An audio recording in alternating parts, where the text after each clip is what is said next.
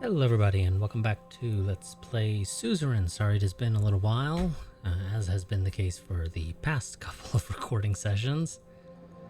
Let's see. Okay, we got a report here. BFJP Victor's slogan, victory for everyone. Okay. And we got a scheduled television interview. The mega crew had just arrived, has just finished their preparations for the interview. Lucian stopped me on my way out to the balcony of the Blue Mansion where the filming crew was standing ready. Are you ready for the interview, sir? Yes. Good.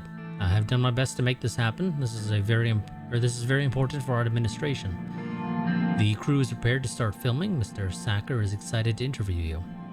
As I explained before, it would be bad press to decline this offer. They are the most prestigious interview program in the world, and they are from Kairuti. The country is known for its neutrality. I don't think there will be too much pressure. It's fine, I can handle it. I walked to the balcony and sat on the seat prepared for me, directly across from Mr. Sacker. Mr. President, welcome to One-on-One. Thank you so much for taking the time to speak with us. Let us begin with the latest incident between Sordland and Rumburg. An aircraft of the Swordish Air Forces was shot down by Rumburgian anti-air guns a few weeks ago. Officials from the Rumburgian government proclaimed that the aircraft was flying inside the airspace of Rumburg. Your government has been silent apart from a few statements which claim that your plane was indeed in Swordish airspace when it was shot down. Do you believe the Rumburgian forces initiated an intentional attack?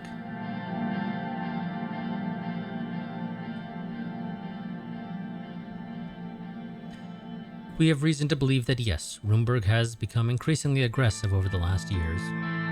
Does that mean there will be more hostilities on the horizon?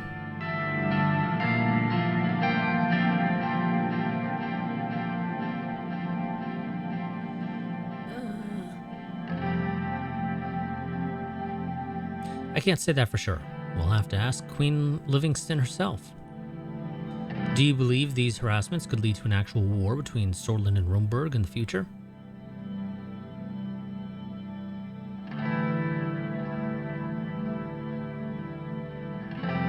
I believe that's what Rumburg wants. They have been working to get justification for such an action.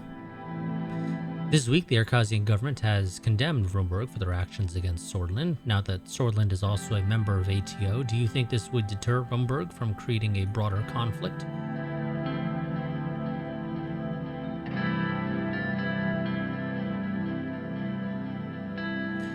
Yes, it will surely deter them from creating a war, but they will likely continue their harassments in other ways. He stopped for a moment and took a brief look at his papers. Let's continue on that note. I want to expand a little more on your foreign policy. Let's talk about the ongoing conflict around Heligoland Island. The Vogslandian Navy has been increasingly active in the Markian Sea, as you know. They've been harassing Angolan ships and recently Swordish ships as well. I believe Sordland is committed to stand with Agnolia. In fact, you have a military alliance with them. What do you think about Vogsland's actions and their claims on the island?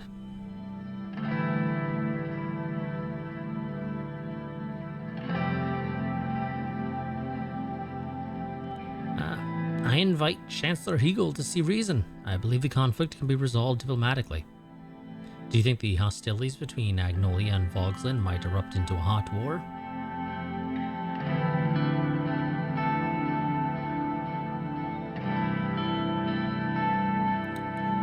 It is definitely a possibility. Therefore, all nations of Eastern Marcopa should do their best to calm the situation. Would Sordland also get involved if the situation gets out of control?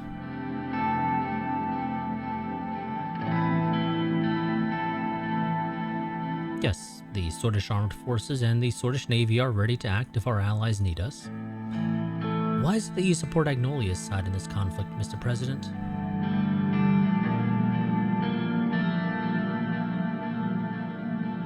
Let's see.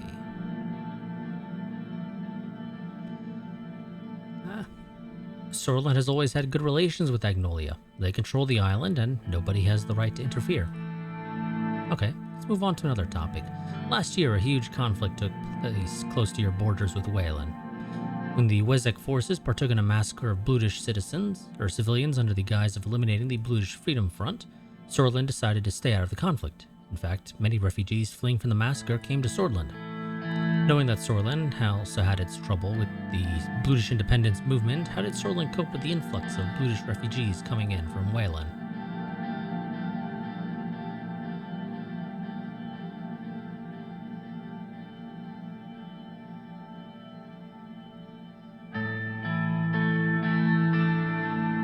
See.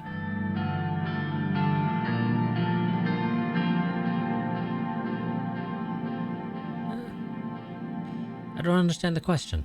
The Blutish movement has nothing to do with this. They could have been swords or Wezeks as well. First of all, they are human beings. The world has been watching this humanitarian crisis with utmost attention, and I have to give you credit for allowing these people to enter Sordland.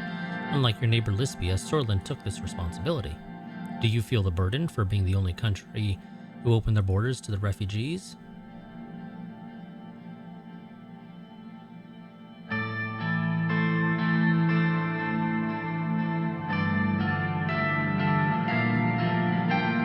To some extent, but we can't complain. In an ideal world, all surrounding nations would take the responsibility, but Sordland stands alone yet again. I understand. Can you say with certainty that these refugees can adapt and find a better life in Sordland?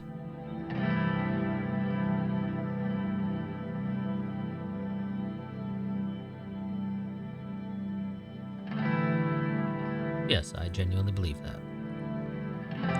But how about... On the gesture of the director, he stopped before finishing his sentence. Well, it seems it's all the time we had for today. The director shouted at the crew to stop recording. We both stood up and shook hands. Thank you for your valuable time, Mr. President. It was a pleasure.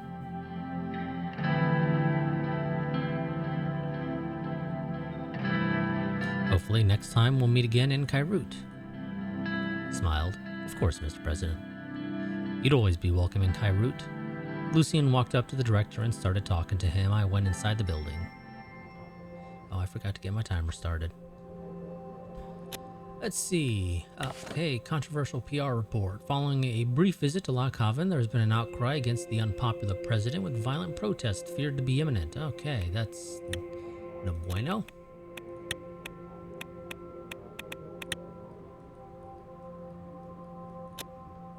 Blutish opinion high. For the first time in Sordish history, the Blutish people have come out in support of the sitting president.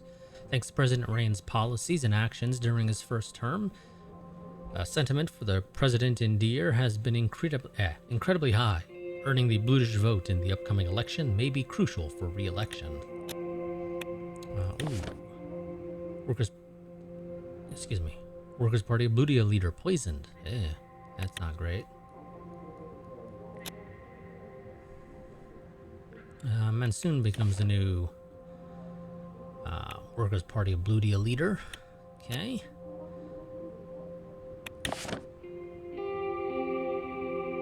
Okay, that's just basically the same thing anyways. Let's see. Sordland dependent on foreign aid. Over the years, President Anton Rain has led our once proud nation into a precarious state of dependency. Our hard-fought republic now relies on foreign powers for survival, as the president's incompetence has driven him to request a staggering 3 billion Sordish ren from external sources. This desperate move puts Sordland at risk of becoming subservient to foreign interests, prioritizing their own agenda over the well-being of our people. Our national identity, once symbolizing strength and resilience, is now marred by vulnerability. As Sordland faces an uncertain future, citizens must confront the harsh reality of their current predicament and the consequences of political mismanagement. Sordish Great Depression. Okay. Across the nation, we are witnessing a distressing phenomenon as businesses shutter their doors and investors flee, disillusioned by our government's lackluster response. The unemployment rate has skyrocketed to unprecedented heights, while our GDP has plunged to an all-time low, painting a grim picture of the state of our economy. At the center of this economic catastrophe stands President Rain, whose subpar leadership has not only failed to rescue the country from its downward spiral, but has actively contributed to pushing it deeper into the abyss of depression. His inability to devise and execute effective policies has exacerbated existing issues and created a sense of despair among the populace. In every conceivable aspect, Anton Rain's disastrous tenure has cemented his position as the most deplorable president in the annals of Sordland's history. As we face these daunting challenges, it has become increasingly clear that a change in leadership is crucial if we are to reverse the tide and restore our nation to its former glory. Let's see, Swordish champions against the Resignation giants. Okay, good for them, I don't care. New force in politics. Yesterday, the leaders of the CPS and the WPB came together and announced a coalition named People's Front.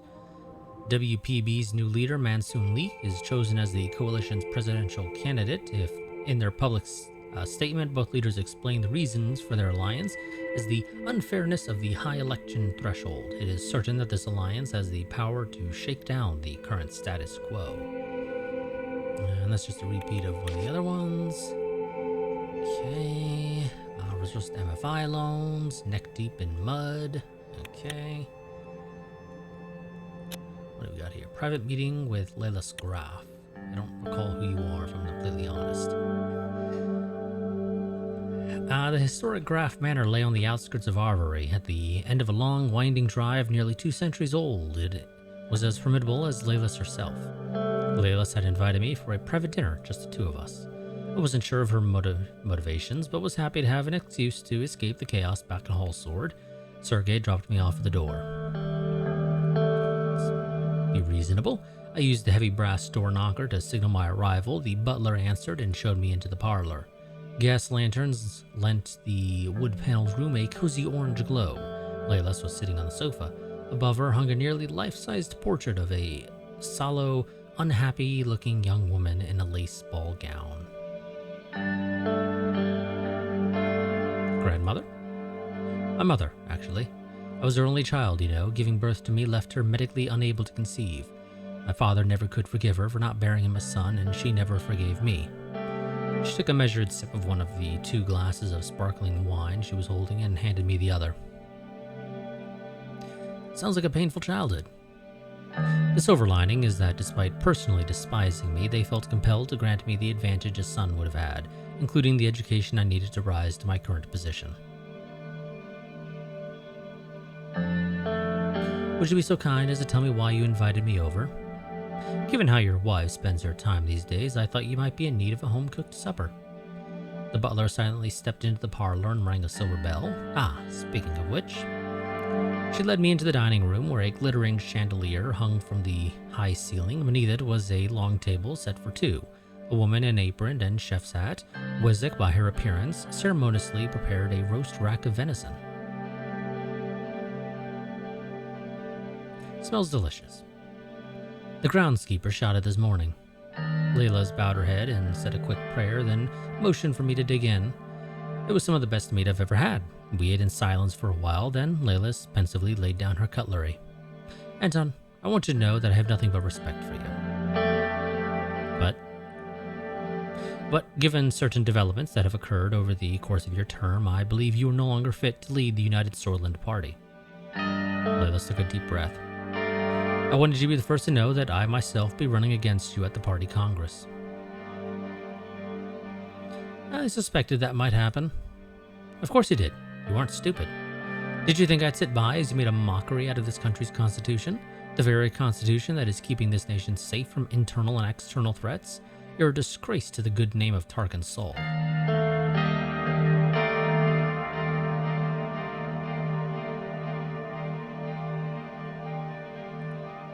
Did you poison my food? Layla reached over to my plate, took a forkful of meat, and ate it while looking me in the eye. I don't need those kinds of tricks to beat you. I'm doing you a courtesy tonight. I didn't want to surprise you at the Congress, and I wanted to give you the time to consider backing me.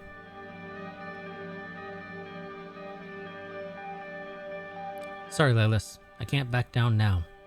I understand. I'll tender my official resignation once we're both back in Hallsword. I rose from my chair.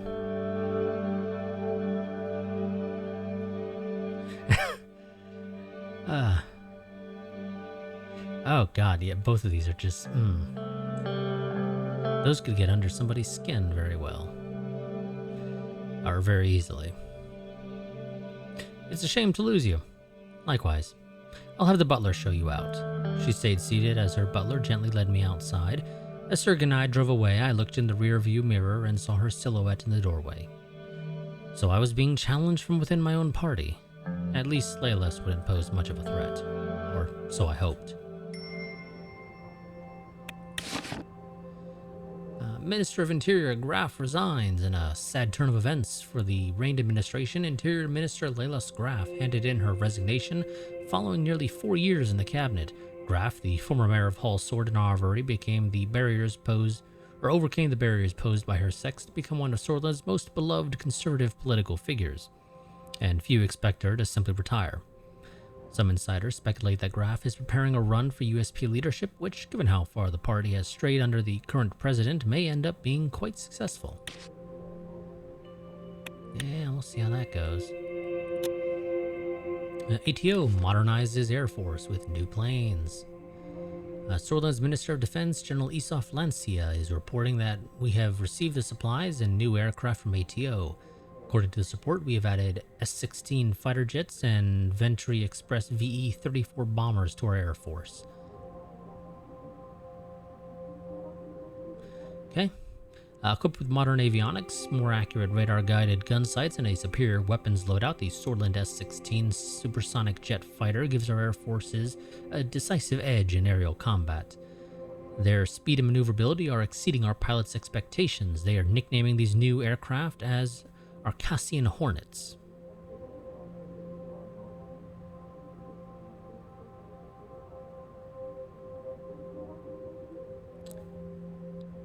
So, okay.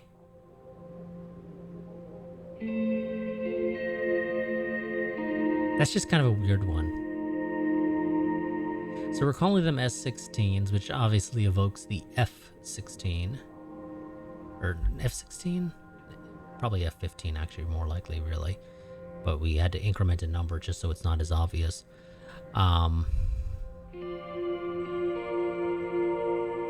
Yeah, no, F-16, never mind. Yeah. But then we're calling them Hornets.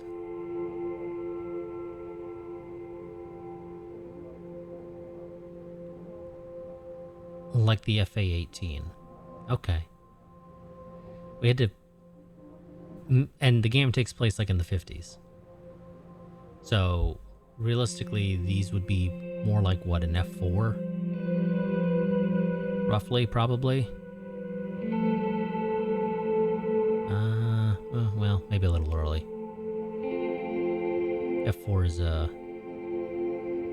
late 50s, introduced early 60s design.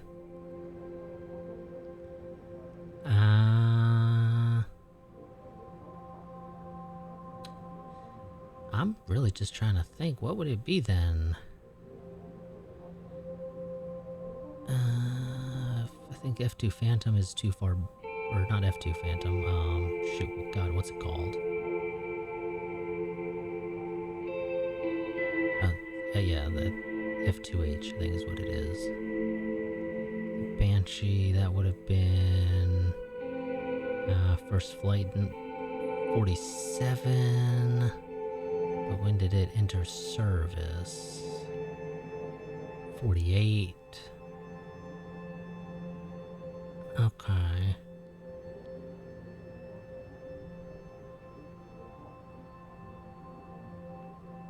You know, I think that's probably too far back, generally speaking. And then the F9 is, well, maybe it could be the F9. Or the F3.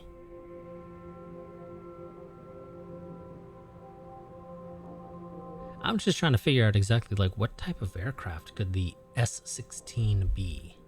And I'm kind of struggling. I mean, we got a couple of options there. I got no fucking clue for the VE-34. But okay, wonderful. We have got some new stuff. Oh, military parade. Okay. Why are we doing a military parade? Okay.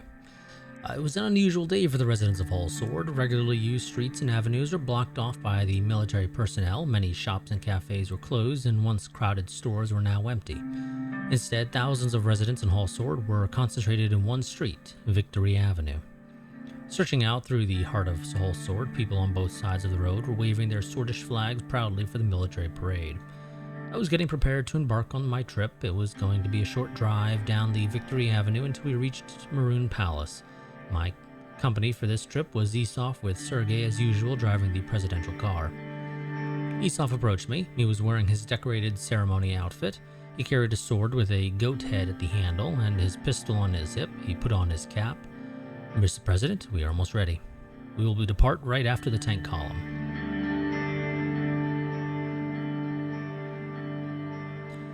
Rumburg will think twice after today. They will tremble before the Swordish military might. After hearing the loud thump of a book falling down to the floor, he turned to a couple of privates that were doing the preparations on the schedule and started walking in their direction. "Private, can't you do your job properly?" I watched the young soldiers perform a lousy salute to Esov. "What is that salute, soldier? Watch, this is a real salute." He performed an excellent salute, and after scolding the privates, he walked back. Strict as ever. Old habits die hard. Sergei appeared from the entrance and joined us. "Mr. President, Mr. Lancia." Sergei performed a salute to Esov, which made Esov smile under his mustache. "At ease, Mr. Walkner. Are you ready to depart yet?" "Yes, sir. Follow me, please." We started following Sergei through the corridors. "Mr. President, have you seen the tanks? Our planes, too? Rumburg will be so scared when they see this." "Yes, Sergei, I have seen it. My kids were very excited to wake up today, to see the planes fly." "Sergei, where did you do your military service?" "Morona, 7th Artillery Squadron. I still talk with many of my friends from those days. The camaraderie military is never forgotten. I'm still in touch with my friends from basic training as well." "What about you, sir? Where did you serve?" "All over Sordland. Mr. President was under my command once.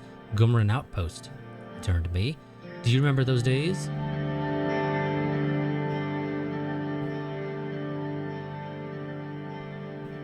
Who can forget Major Lancia? We called him the Relentless. Esov let out a long laugh. "Good old days. I also remember Mr. President did not like to execute direct orders from his superiors. I did what needed to be done, which was disobeying orders, but I won't delve into the past. We are here, sir." We exited the building and walked over to the clearance where the black Cadilla, the presidential car, was waiting. It was decorated properly for the event, and the top canopy had been removed so that we could stand and wave to people. On the way to the car, generals and admirals were lined up on both sides of the carpet. The atmosphere immediately changed when these experienced men who fought many times for their country saluted me. I saluted back with respect. I saluted the high-ranking military staff and attachés from ATO. We shook hands before proceeding. We entered the car and Sergei started the engine. Esov was standing right next to me. The car started rolling. Even though there were many walls and trees in between the car and the crowd, I was able to hear the deafening sounds of cheering Swordish citizens. Gradually, we made our way to the starting point. A group of 10, maybe 12 latest technology S-16 fighter jets flew above our heads, and I thought the engine sounds was going to leave me deaf. Loud footsteps of the marching soldiers were followed by loud noises coming from tank engines. The tanks came into my view. They were top-of-the-line modern battle tanks. Their shining armor made the sun invigorated national pride, or under the sun invigorated national pride. We waited for a few minutes for the announcement. Finally, it was our turn. On both sides of the Victory Avenue, there were numerous citizens cheering my name, waving their Swordish flags.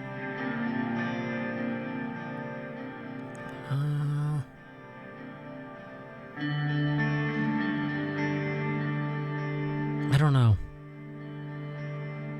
Which one makes the most sense? I think we'll do a salute. I saluted. Looking at the benches where the general staff was sitting at, I saw Tarkin Sol sitting next to General Vulcan. We kept our slow and steady pace. We were almost at the Arthur S. Whiskey statue several hundred meters away. A group of soldiers saluted me as we passed by. They looked proud and stout in their new infantry uniforms with brand new rifles. We continued on as per the schedule and finally arrived at the Maroon Palace, which marked the end of the parade. People of Hull Sword dispersed to their homes. A clear message was sent to Rumburg by the display of our military might. We were about to see whether it would be enough or not. Okay, let's continue. What's going to happen? Will of the state.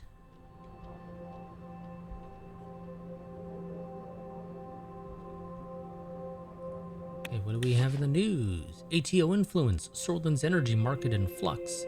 Following Sordland's joining the ATO, the nation's energy market is experiencing notable shifts influenced by the alliance's market dynamics. While the enhanced access to diverse energy resources and technologies could potentially bolster our energy sector, concerns persist about foreign interference and the loss of market autonomy. World leaders gather together at Alliance of Nations.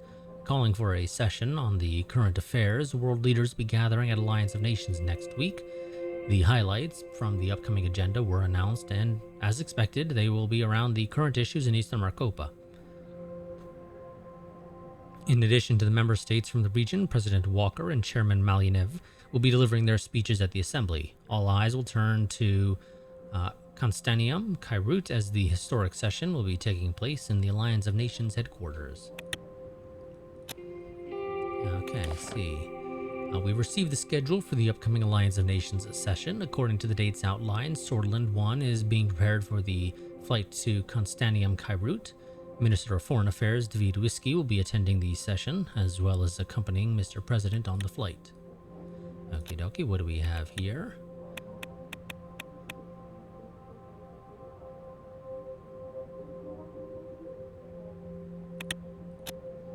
Maricopan Champions Cup, okay. Today, the management of FC Enrica had invited me to attend a pivotal football match. At Lucian's urging, I accepted. The team was representing Sordland in the international arena. According to Lucian, it would have been unpresidential to not put in an appearance. FC Enrica was finally in the Maricopan Champions Cup, the most prestigious football tournament in the world. For the first time ever, a Sordish team had managed to qualify for the knockout phase. Millions of Sordish people were waiting to watch FC Enrica compete against the legendary Resignation team Real Montaclar. Despite all odds being stacked against the team, the mood was full of hope. A win today would bring Enrica to the quarterfinals, a feat that no Sordish team had ever managed to achieve. And of course, all present at Sordland, current and former, were invited to watch the historic competition. I was told that both Tarkin Sol and Nawald Alfonso would be joining me in the lounge reserved for us. How are you feeling, sir? I'm fine, Lucian, thank you. We made our way towards the Maroon Stadium. The arena was situated in one of the most crowded quarters of Enrica, surrounded by dense urban development. As we wound our way through the streets, I noticed the name of Tarkin Sol everywhere. Since I'd last been here, markets, restaurants, and even pubs named after the Colonel had all popped up.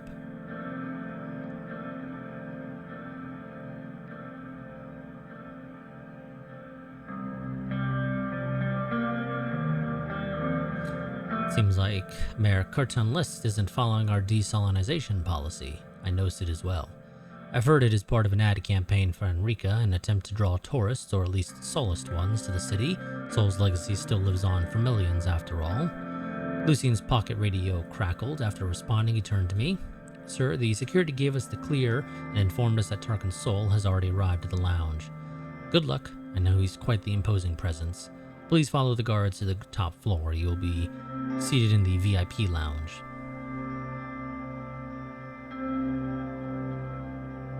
That's a pity. I'll save you some snacks. I followed the security. We entered beneath a giant sign that read, "Welcome to the Hall of Martyrs." The corridors inside were painted almost completely in maroon. Adorning them were various depictions of the Sordish goat and numerous jerseys, awards, and team photographs. On our way up, I was greeted by the president of the club. Beaming with pride, he immediately shook my hand. Behind him, Mayor Curtin List and Gus Manger were waiting to greet me as well. All of them had FC Enrica pins attached to their collars. Welcome to Enrica, Mr. President. You are always welcome in Enrica, and it is great to see you show support in person. Thanks for being here. This match means a lot for all of us Enricans. And all of Sordland. Never before has a Sordish team reached this stage in the Maricopan Cup.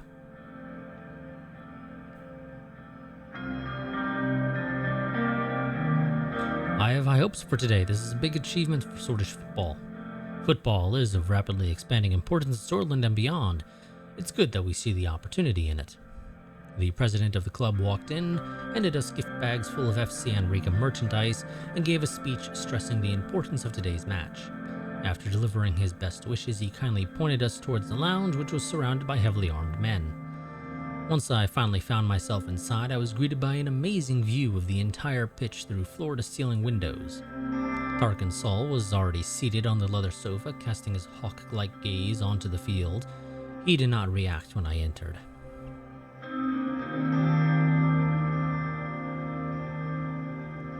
We seemed to be crossing each other's paths on the oddest of occasions. Tarkin Sol leaned on his cane and turned his head to look at me. Movies and football. Well, a retired man like me has earned the right to a little leisure. You, though, he smiled at me and gestured at the vacant spot beside him. Please join me. I approached the sofa and sat next to him. I didn't expect you to show up today. It is heartening to see that you're a supporter of FC Enrica and Swordish sports. I didn't know you were a football man. You know, I couldn't miss this historic moment. He gestured to the FC Enrica pin on his suit lapel. I'm sure the team will give it their all, knowing that you and I are watching them. Unless they crack under pressure, of course.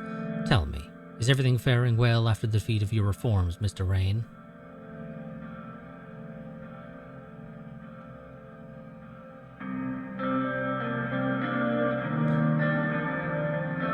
That's nothing for you to worry about, Mr. Sol.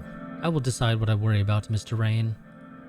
He sighed. Despite all the warning signs, you adamantly followed your own pig-headed vision for Sordland. You continued on the path that Edward Alfonso started, obliterating our economy and throwing the nation into a quagmire of poverty and depression. And you were turning Sordland into a puppet for superpowers to play with. I never would have thought I'd live to see Sordland invaded by imperialists, especially at the invitation of a Swordish president. I am warning you, Anton. The path you've chosen will only bring about exploitation and abuse.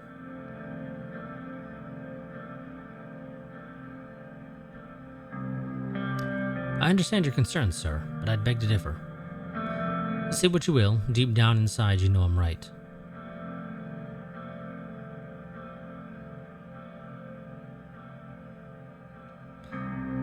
You're talking past me, not to me. You don't know how to listen. I'm willing to listen. A sudden burst of cheering from the stadium made both of us look out the window. The players had begun walking out onto the field. Look, Mr. Rain, it's starting. He pointed directly at a group of FC Enrica fans who stood up holding colored boards, creating a massive illustration of Tarkin Sol. Under the portrait, the bottom row of boards slowly revealed the words, "Welcome home, Colonel." I forgot that you were from Enrica. It's been some time. If it weren't for my name plastered everywhere in this city, I might have forgotten myself. Another group of fans raised their boards to reveal a silhouette of the famous Hall of Warriors, a Markian-era architectural ruin in Enrica, with Tarkin Sol in front of it. As the players of Real Monteclar lined up in the middle of the field, FC Enrica fans started chanting, "We'll eat you whole for Colonel Sol." After the referee signaled the start of the match, the door behind us closed with a thud. Well, Colonel, how do you feel about being Enrica's new poster boy? It looks like it's working well for the city, and if you moved back home, I'm sure you get free meals and drinks everywhere you went. Old Alfonso quickly walked up to the sofa, shook our hands, and sat next to us, smiling as he did so. Ha, you know, I never had a strong connection to this place. Mr. Leslie should have asked my permission before using my name to market this city. Oh, it was actually Gus Manger's idea. Why am I not surprised? He's full of ideas, your Mr. Manger, except when it comes to the job he's actually supposed to be doing. No need to be so dismissive. Gus has proved himself time and again. His work rejuvenated Swordish industries, and without him, Enrica wouldn't be the city it is today.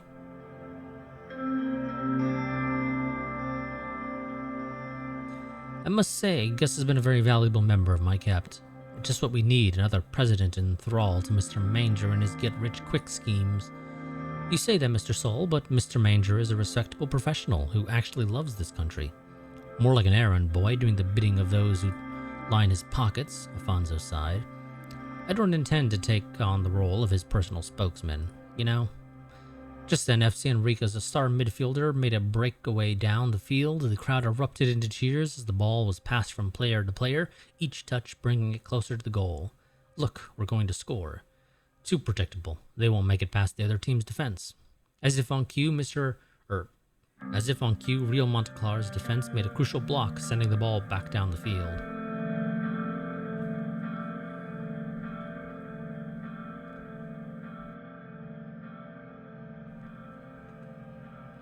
With your strategy skills, you should be a football coach, Colonel. Don't make me laugh. Alfonso turned to me. How about you, Mr. Rain? It's been a while since we last met. Is everything going well at the palace?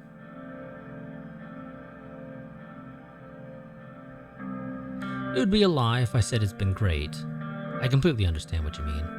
Suddenly a huge roar shook the stadium. The crowd was in a frenzy as FC Enrica finally got the ball past the dominating Rizian defenders. Considering that Sordland is now in a full-on economic crisis, you seem too composed and calm, Mr. Rain.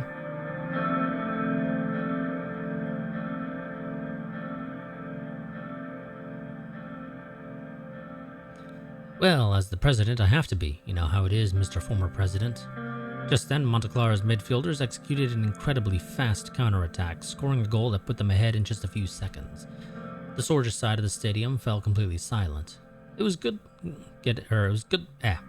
luck getting a top-tier Rizian team as our opponent. I still applaud our guys for giving their best. Not even FC Gelsord has ever come this far in an international tournament.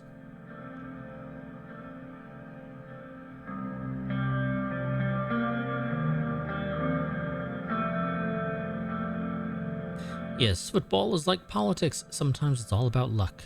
It's not about luck, it's about money. Sadly, money is still the only thing you care about. The only noise that could be heard from the stadium was shouting from the Rizian side, Montclar. All eyes were on the scoreboard as the new score appeared. FC Enrica 0, Real Montclar 1. From that moment on, we turned our complete attention to the match in front of us. The Rizian players kept dominating the field. The referee blew the whistle. It was halftime. That was rough. We heard a noise from above us. A Zeppelin was flying over the stadium with a giant poster hanging beneath it. I noticed that it was an advertisement for the Alfonso Foundation. At the center of the poster stood a walled Alfonso, portrayed with a warm smile and a twinkle in his eye. In his outstretched hand, he held a whimsical compass glowing with a soft golden light. Surrounding him were people from all walks of life and cultures. The tagline, written in elegant and uplifting typography, was prominently displayed at the bottom. Alfonso Foundation, bringing hope to those in need, one act of kindness at a time.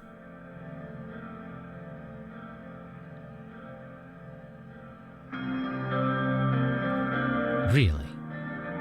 I'm doing my best to increase our exposure and to help the homeless of this country. This isn't some commercial advertisement.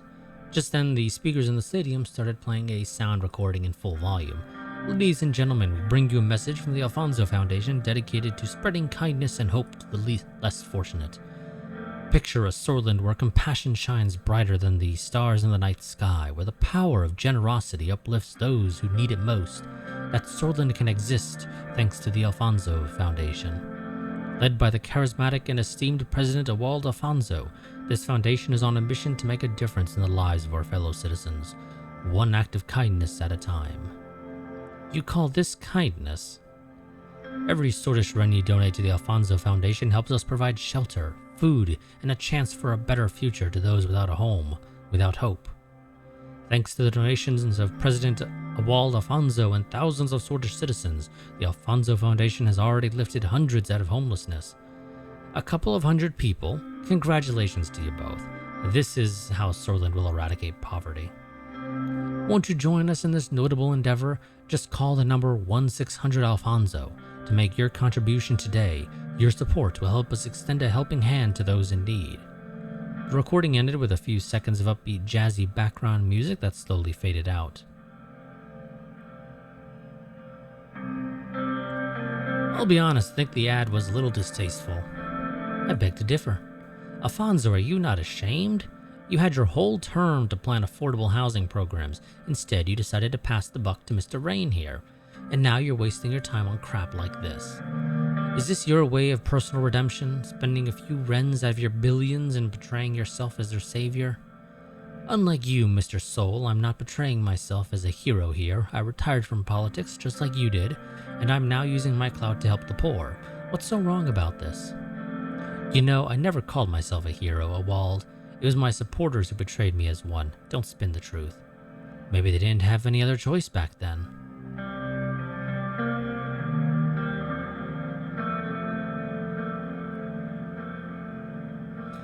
Is that even true, Mr. Soul? Are you really denying that you did nothing to construct a cult of personality?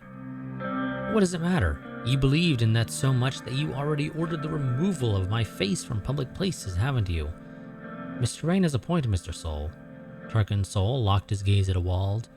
Are you still sore about the party giving you a hard time after I left? Admit it, Ewald. You never could accept being a less popular leader. You hated living under the shadow of what I built. It is true, I did hate working inside your shadow empire, but I succeeded in dismantling a lot of those obstacles you laid out for me.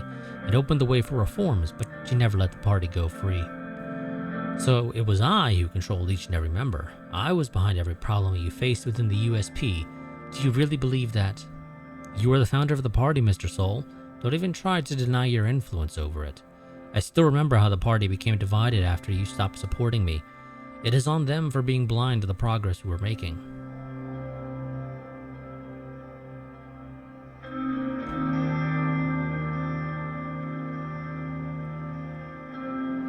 Solas still make up the bulk of the USP today. Everybody is aware of your influence, Mr. Sol. Instead of blaming the party, why don't you take a look at yourselves? That same party has voted me out on their own volition and preference of the likes of you. According to you, their only correct decision must have been to elect you as leader, and the rest are completely wrong. Do you think everything is a problem that is specifically created to block you? Take a look at yourself. You are the personification of what you're trying to criticize.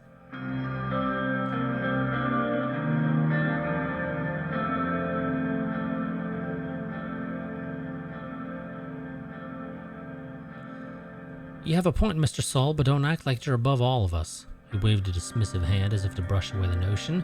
Suddenly, we turned our heads to the field as a massive roar shook the stadium. The second half was already in full swing, and Enrican players were aggressively attacking, weaving in and out of the defenders with speed. Suddenly, the ball was passed to the famous Swordfish striker, Hakan Zaltar, who was in front of the goal. I noticed Sol shifting in his seat, his gaze suddenly locked on the field. The Swordfish crowd went crazy as Zaltar's powerful shot brought the ball into the back of the Resignation net. Yes! Ewald jumped from his seat. Suddenly, the cheering was interrupted by the linesman raising the flag, making an offside call. Bullshit, that wasn't an offside.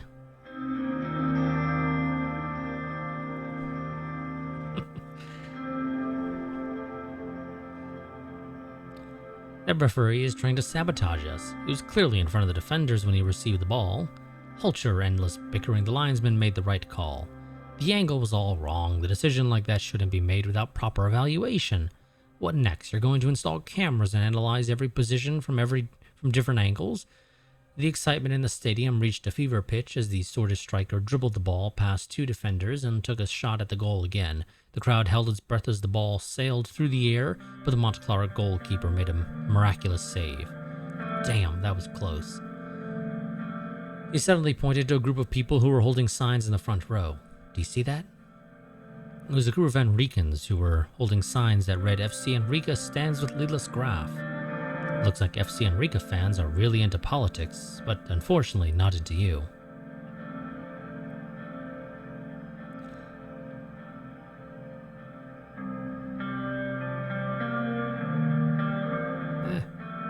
I can't blame them. At least you are aware. Suddenly, a wave of shouting made us focus back on the field. An Enrican player was shown a yellow card. With only a few minutes left on the clock, it looked as though the match would end with a 1-0 loss for FC Enrica. But suddenly, everything changed. Number 10 of Real Montclair dribbled expertly towards the goal and effortlessly scored as Enrican defenders watched him in shock. I knew it. We watched in silence as the scoreboard was modified to display FC Enrica 0, Real Montclair 2. The Resignation side broke into massive applause as the referee blew the final whistle. Well then, that settles it. We should go down and console the boys. We left the lounge and went downstairs to congratulate the team for their efforts.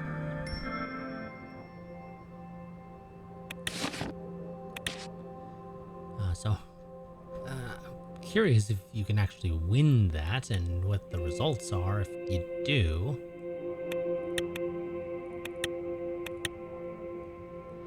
But we're going to go ahead and end this part here. I will see you all next time. Until then, goodbye and farewell.